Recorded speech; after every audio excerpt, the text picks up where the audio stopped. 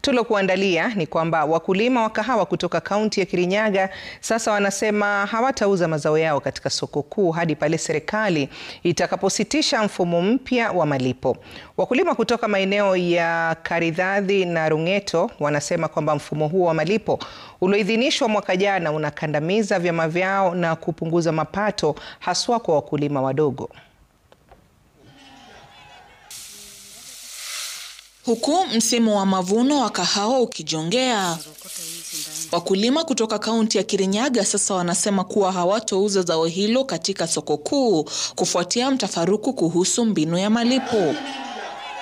Wakulima hao wakilaumu serikali kwa kutowahusisha katika uamuzi wa kubadilisha mfumo wa malipo ambapo kila mkulima atapokea mapato moja kwa moja kutoka kwa mnunuzi. Sisi kama wakulima wa hapa tumekataa na tumesema ya kwamba kahawa yetu haitatoka hapa kama tutalipwa na M-Pesa. Utasikia kijana kwa kwamba unasikia pesa imeingia, ataanza kukunywa pombe.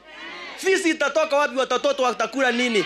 Sasa hiyo maneno yote tumekataa. Awali wakulima walikuwa wakipokea malipo kupitia vyama vyao vya ushirika. Ila mwaka jana Waziri Wycliffe Oparanya alitangaza matumizi ya mfumo wa malipo moja kwa moja ikiwa mojawapo ya mikakati ya kuimarisha kilimo cha kahawa.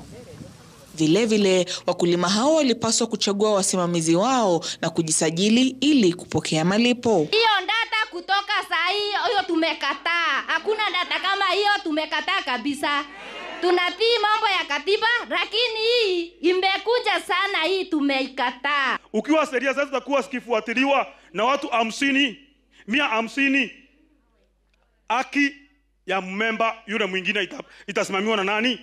Kwa hivyo nimesimama hapa kukataa. Inakadiriwa kuwa 30% ya kahawa huuzwa katika soko kuu la Nairobi Coffee Exchange.